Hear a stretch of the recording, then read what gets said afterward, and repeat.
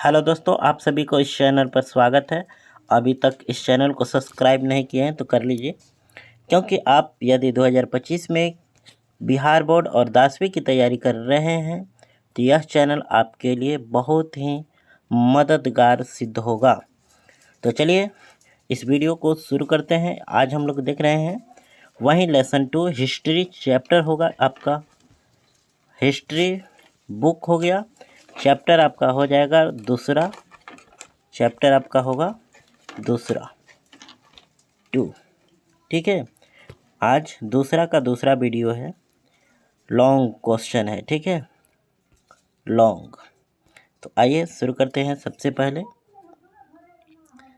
सबसे पहले हमें देखना है यहाँ पर जो आपके प्रश्न क्या कहता है, थोड़ा सा यहाँ पर देखिए। पहला प्रश्न कहता है रूसी क्रांति के किन्हीं दो कारणों का वर्णन करें। तो रूसी क्रांति के दो कारण निम्नलिखित है। तो कारण निम्नलिखित है। पहला, जार की निरंकुशता और दूसरा, मजदूरों की दयनीय स्थिति। आप देख सकते हैं, अपने सुविधा के अनुसार इसका व्याख्या भी कर देंगे। जार की निरंकुशता यानी इस समय रूस में एक कठोर राजनीतिक संरचना थी। राजा विशेष अधिकार छोड़ने के लिए तैयार नहीं था। जनता की कोई चिंता नहीं थी। उस समय जो सरकार था उसको जनता की कोई चिंता नहीं था। आगे देखते हैं दूसरा नंबर। ठीक है, कलर।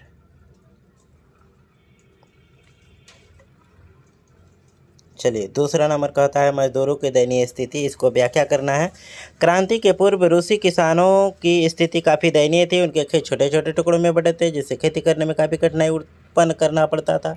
मैं इस लाइन को कई जगह उपयोग किया हूँ, आप इसे ध्यान से देख लेंगे। इसको व्याख्या कई जगह, एक जगह याद करते हो तो कई जगह आपको काम आएगा। ऐसा टेक्निकल से आपको सोशल साइंस लिखाया जा रहा है। आप इसका सदुपयोग करें। इस वीडियो को अधिक से अधिक शेयर करें अपने सगे संबंधित के पास। रूसीकरण की नीति। दूसरा प्रश्न, रूसीकरण की नीति क्रांति हेतु कहाँ तक उत्तरदायी थी? तो एक लाइन में आप एक चिपका दोगे। क्रांति का अर्थ होता है परिवर्तन। ठीक है, क्रांति का अर्थ होता है परिवर्तन। रूसी क्रांति के पूर्व किसानों की स्थिति काफ़ी दयनीय थी। उनके खेत छोटे छोटे टुकड़ों में बटे थे, जिससे खेती करने में काफ़ी कठिनाई उत्पन्न करना पड़ता था, यानी खर्च उठाना पड़ता था। रूस में जार राजा विशेष अधिकार छोड़ने को तैयार नहीं था। जनता की कोई चिंता नहीं थी। यानी फिर यह पूरा लाइन यहाँ पर चिपका दिए। सिर्फ इस क्वेश्चन को सॉल्व करने के लिए आपको एक ही लाइन रटना होगा। ठीक है, बाकी ये दोनों यहाँ से उठा लिए और एक यहाँ से ले लिए। ठीक है, हो गया इसका आंसर। कितना शानदार ट्रिक है। इस प्रकार के ट्रिकली और सभी विषय देखने के लिए आप इस वीडियो को लाइक करिए, शेयर करिए। तीसरा नंबर प्रश्न कहता है साम्यवाद एक नई आर्थिक एवं सामाजिक व्यवस्था थी, कैसे? तो उत्तर लिखेंगे साम्यवाद निश्चित रूप से एक नई आर्थिक एवं सामाजिक व्यवस्था थी। इसके अनुसार कार्य के अनुसार वेतन। ठीक है, रूसी क्रांति के पूर्व पूंजीवाद व्यवस्था का बोलबाला था, लेकिन लेनिन क्रांति के बाद साम्यवादी व्यवस्था कायम की गई। बहुत इम्पोर्टेंट अगला चौथा नंबर जो काफ़ी इम्पोर्टेंट है, VVI। ठीक है, चलिए चौथा नंबर क्वेश्चन को देखेंगे ध्यान से। क्या कहता है चौथा नंबर? नई आर्थिक नीति मार्क्सवादी सिद्धांतों के साथ समझौता था, कैसे? या अथवा नई आर्थिक नीति क्या है?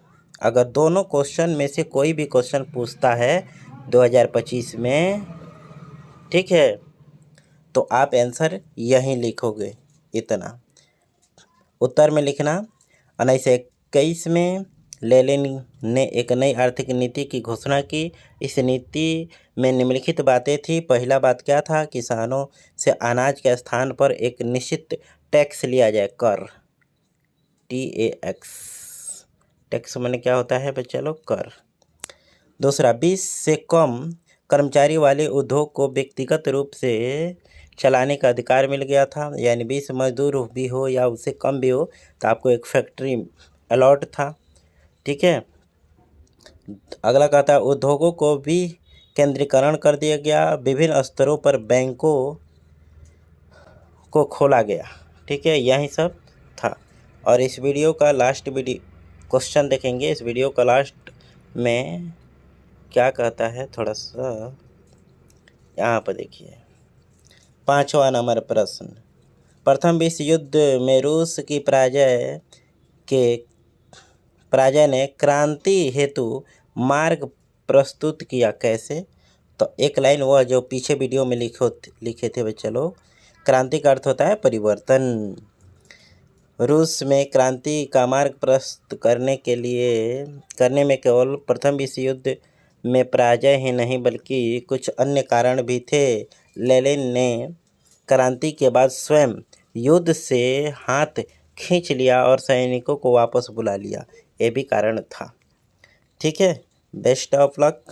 फिर मिलते हैं अगले वीडियो में यानी चैप्टर 3 में। किसमें बच्चा लोग?